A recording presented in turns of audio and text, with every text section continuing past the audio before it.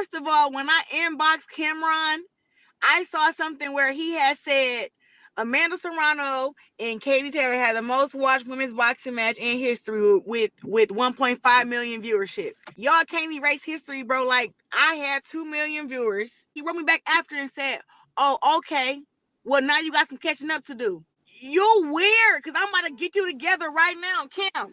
They was not the head of the bill. When they are the head of the bill and 50 million people tune in to see just the women fight, then you can say it's the most watched women's event in history. Come on, Claressa. Come on, Claressa. The morning after. Block! Block! Listen, Claressa Shields crashed. Claressa. Oh my God. Everybody was sending this to me, asking me to speak on this. I wasn't going to, but I guess I have to. Listen, shame on you, Chris. No, first of all, shame on you, Cam, because that's diabolical. The DM you sent Claressa was diabolical. He wrote me back after and said, oh, okay. Well, now you got some catching up to do. So look, Claressa, first of all, I mean, Cam wasn't wrong. And here, what he was saying was views, okay? The most views on women boxing, and it's true. He's not saying Katie Taylor versus Amanda Serrano was the biggest women's main event ever.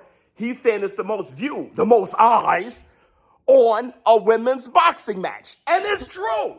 I mean, by the numbers, it's true. That's the most eyes that's been on a women's boxing match. And I understand what you're saying, Claressa, but I think this is a time to celebrate more than anything. And to be real, I think you're kind of discrediting the event, Katie Taylor versus Amanda Serrano. Because I'm going to keep it real. And this is the point that I've been trying to make that many people aren't making, but this is a perfect time to do so.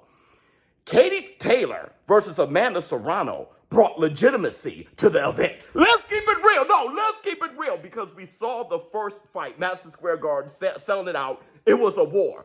Jake Paul versus Iron Mike Tyson brought a lot of interest from the casuals. But us pugilists, there was a lot of you guys, boxing fans, that was like, get that spectacle out of here. Get that shit out of here. It was Katie Taylor versus Amanda Serrano that brought legitimacy to the event. So yeah, Iron Mike Tyson, and let's not get this twisted, Iron Mike Tyson made that event what it was. You know, him having the physique that he had, him training as hard, and all those videos, the slap, the ass cheeks hanging out. By the way, dude, this is diabolical. Have you seen, there's tattoos and Christmas ornaments of the damn ass cheek Mike. Like, Mike is now Mr. Cheeks at this point. Iron Mr. Cheeks Tyson at this point. But I digress. Iron Mike Tyson, you know, he brought the views. If you look at what Jake Paul did against Mike Perry, you know, wasn't a record-breaking situation. It's not like every time Jake Paul is on the screen. Actually, his numbers were going down. Mike Tyson is the one. But with that said, Katie Taylor versus Amanda Serrano brought legitimacy to the event. So I think, like, I saw Alicia Bumgarner actually jumping in on all this. I love all you sisters. Love you, girl. I love you all. Amanda Serrano, Alicia Bumgarner, Claressa Shields. I love you all, okay? You guys, you know, when it comes to, like, Amanda Serrano and Claressa Shields, a lot of people debate who's the greatest, which Katie Taylor is Tiger. If Claressa Shields the GOAT and if Amanda Serrano's TBWE, then Katie Taylor is Tiger. Taylor is greatest ever, really. Listen, if you don't believe me, take it away, Eddie Hearn. For me, she's the greatest female fighter of all time. She was the one that when boxing was banned in Ireland and girls weren't allowed to box, she'd put her ponytail under her head guard and walk in and pretend she was a boy. She was Kay Taylor in the amateurs. She's the one that convinced the IOC to allow Olympic boxing for females. She's the one that won 5 World Championship amateur titles, 6 European amateur titles, Olympic gold. undisputed lightweight world champion, undisputed super lightweight world champion, sold out Madison Square Garden, sold out 2 arenas in Ireland, boxed at the Millennium Stadium in front of 80,000, Wembley in front of 90,000, boxed here tonight on Netflix. For me, it's unbiased. Hey, Tom Molyneux, thank you. All in all, this just to me looks bad. The first time that, you know, a women's boxing match really does it, like record breaking, like crazy, you know, numbers and stuff like that. I mean, you know, and I think Katie Taylor versus Amanda Serrano definitely influenced, you know, many little girls coming up want to be boxers, or even adults, like, man, adult women, like, yo, I think I want to be a fighter. All right.